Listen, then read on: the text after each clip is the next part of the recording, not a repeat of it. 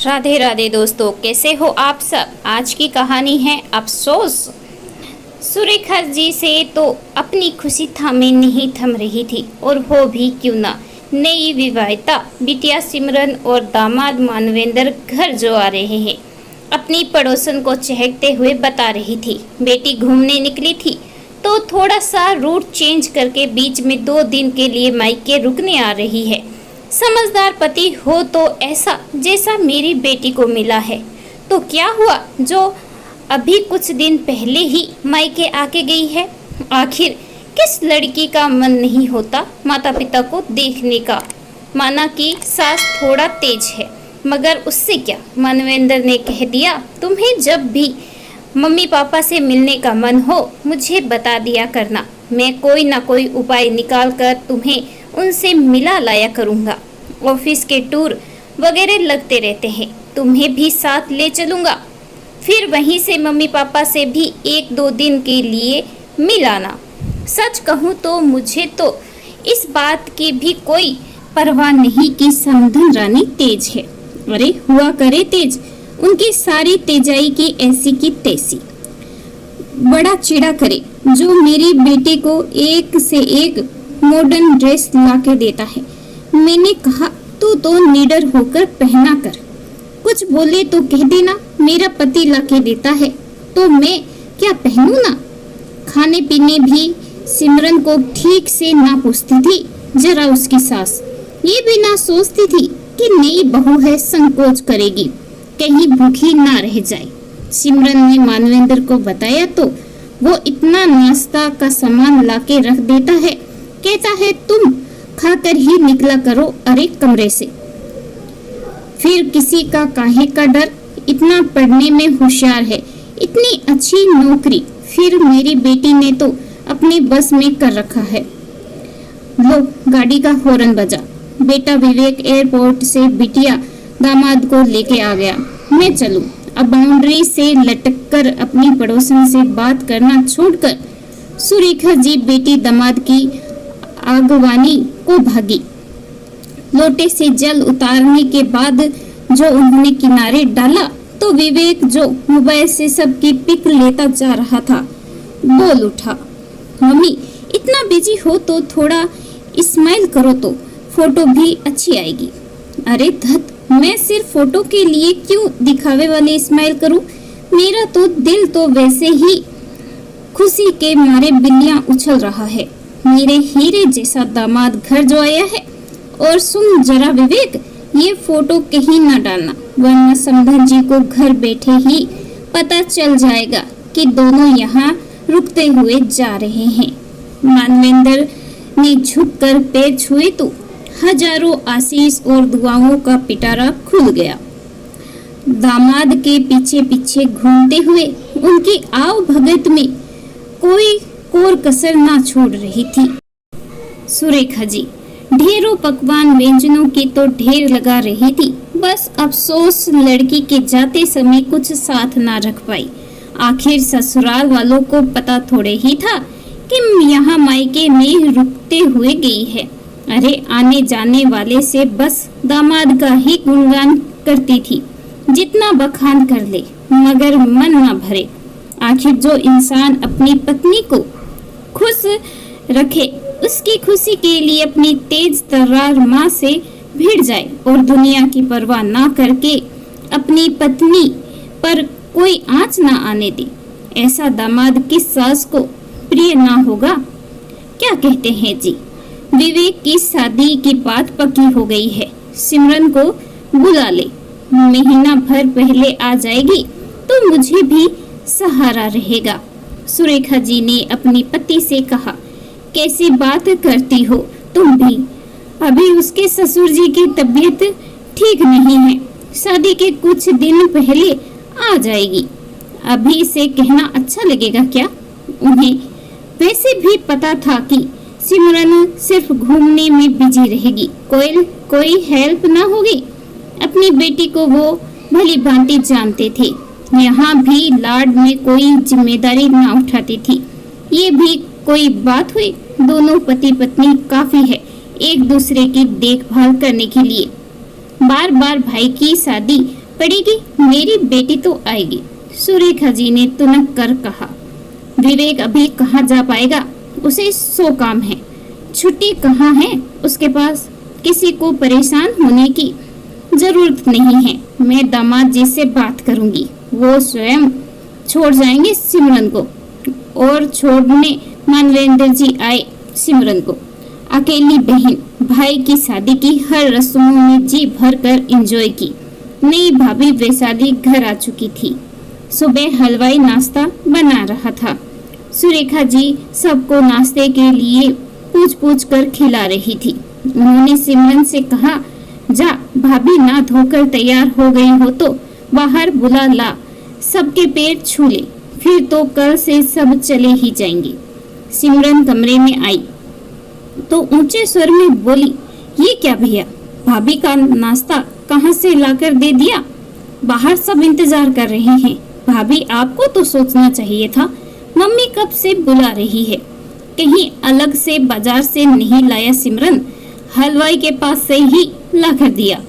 देख तो रही हो कितनी देर हो गई है, तो क्या हुआ, शादी विवाह के घर में थोड़ा ऊपर नीचे होता रहता है, इतना तो सब्र करना चाहिए था। तब तक सुरेखा जी भी भीतर आ गई। विवेक को लगा कि मम्मी बोलेगी, कोई बात नहीं बहू, खाकर फिर बाहर आना, मगर आते ही मम्मी जी की त्योरियां चढ़ गई। अरे इतना ही बर्दाश्त नहीं हो रहा था तो हमसे कहती, ये अभी से विवेक से कहना शुरू कर दिया, और आगे से सबके साथ जब नाश्ता बने तब करना। ये चुपके चुपके पति पत्नी अकेले कमरे में बैठकर खाएं, ये आइंदा से मैं ना देखूं। मम्मी जी दनदनाते हुए कमरे से निकल गई। आंखों में आंसू भरकर वैशाली अपने पति की ओर देख रही थी। नाश्ता सामने ही था, अभी तो खाना शुरू ही ना किया था। सिमरन भी जा चुकी थी।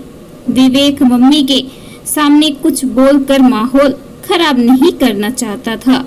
सुरेखा जी ने फिर वैशाली को नाश्ता भी नहीं पूछा, जबकि पहले भी वो खा नहीं सकी थी। दोपहर का खाना बहुत देर से हुआ, तब तक वैशाली का पेट भूख से मरोड़ रहा था और आखिर उसको उल्टियां आने लगी। ढेरों मेहमान खाकर जा चुके थे, मगर जिस बहू के आने की खुशी में ये उत्सव था, वही भूखी बैठी थी। सुबह का तमाशा देखकर विवेक कुछ नहीं बोला। कहने सुनने में बड़ी छोटी सी बात, मगर क्या ये बात इतनी ही छोटी थी, और कहती भी किससे? पिता बचपन में स्वर्ग सिधार गए थे, माँ घर में अकेली छोटी बहन के साथ होगी, मेहमान चले गए होंगे। माँ का शाम तक फोन आया। वैशाली बस फोन पकड़कर फूट फूट कर रोने लगी। माँ ने समझा, नई जगह है, बेटी खुश रहे, ज्यादा फोन करूंगी तो कैसे नई दुनिया में रसेगी बसेगी। वैशाली का ऑफिस शुरू हो गया। शादी के लिए ली गई छुट्टियां भी खत्म हो गई। सुरेखा जी कभी काम करने को तो कभी ऑफिस से लेट आने को किसी ना किसी बात पर घर में कलेश मचाती रहती, जबकि वैशाली अपनी ओर से भरसक प्रयास करती सब कुछ अच्छा करने के लिए। एक दिन सुरेखा जी की सहेली निगम आंटी ने पूछा कि तुम्हारी बहू तो नौकरी से लेकर घर सब में कितनी होशियार है, किसी के आने जाने पर भी कितने अच्छे से सो आओ भगत करती है, स्नेह से व्यवहार करती है, मगर कभी तुम खुश नहीं दिखती। मैं भी जानती हूँ, जितनी मुस्तैदी से नौकरी करती है वैसे ही सब कुछ संभालती भी है, मगर क्या मैं ऐसी बेवकूफ हूँ जो अपनी बहू की तारीफ करके उसे सिर चढ़ा लूंगी?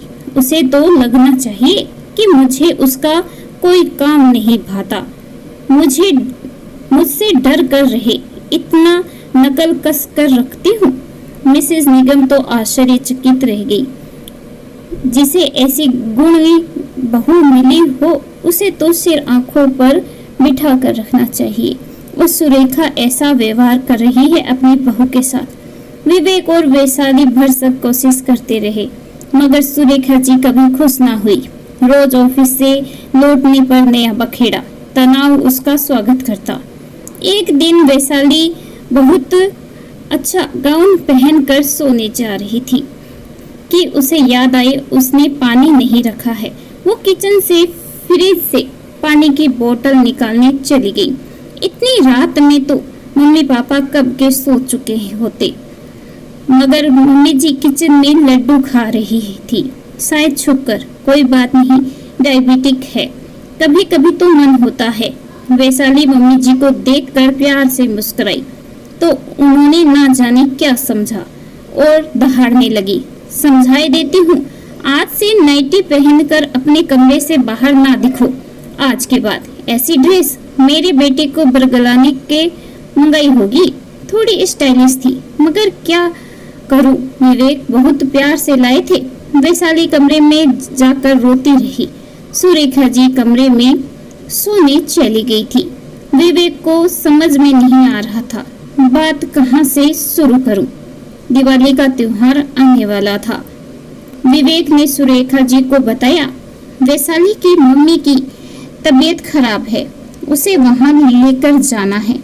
सुरेखा जी ने कहा, त्योहार सिर पर है, अभी कहीं ना जाएगी मम्मी, मगर उनका और कोई नहीं।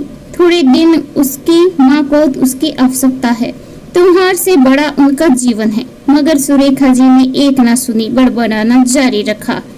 विवेक ने कमरे में आकर वैशाली से कहा और थोड़ी देर बाद दोनों अटैची लेकर कमरे से निकले। सुरेखा जी शेरनी की तरह दहाड़ कर बोली, मेरे मना करने के बाद भी जाएगा? हाँ माँ, और मैंने कुछ दिन की छुट्टी ले लिया है। मम्मी जब स्वस्थ हो जाएगी तब आएंगी। हो सकता है दिवाली के बाद ही। मम्मी जी का स्वास्थ्य पहले जरूरी है, त्योहार बाद में। जैसे आपके दामाद को आपके सुख दुख की चिंता लगी रहती है, आपके एक बार कहने पर दौड़ा चला आता है, वैसे मेरा भी फर्ज है। फिर उनका कोई और सहारा भी नहीं, पति भी नहीं, बेटा भी नहीं, बहन छोटी है अभी। विवेक की तर्क संगत बात भी सुरेखा जी के अहम भरे सिरे के ऊपर से निकल गई। बड़ा अपनी सास का पक्ष ले रहा है। कह देती हूँ, अगर आज बहू को लेकर बाहर निकला तो फिर वापस मत आना। मगर विवेक वैशाली का हाथ पकड़े हुए आज मजबूत इरादों के साथ घर की देहरी से बाहर कदम रख चुका था। शायद सुरेखा जी बहू और बेटे की आवश्यकता और खुशियों का वैसे ही ध्यान रखती जैसे बेटी और दामाद का रखती थी, तो परिवार ना टूटता। फिर दुनिया से कहती फिरेगी, बहू साथ में रहना नहीं चाहती थी। कभी उनकी बेटी सिमरन भी समझाकर पूछ सकती थी, मेरे लिए तो तुम्हारा मन दूसरा रहता था, सास बनते ही क्यों बदल गई माँ? विवेक और वैशाली जैसे बच्चे जिनके साथ उनका शेष जीवन खुशी खुशी बीतता। सुरेखा जी बहू को दबाने और अपनी सासपना दिखाने के चक्कर में घर को आज इस कगार पर ला दिया था। विवेक गहरे दुख और अफसोस के साथ ये सोचते हुए घर से निकल रहा है, ये कैसी उलझन में डाल दिया है तुम्हारी दोहरी नीति ने माँ। काश तुम समझ पाती, ऐसी दोहरी नीतियों से रिश्ते टूटते हैं, जुड़ते नहीं। इस कहानी के बारे में आपकी क्या राय है, कमेंट करके जरूर बताइएगा। कहानी अच्छी लगे please like share and subscribe करना बिल्कुल ना भूले।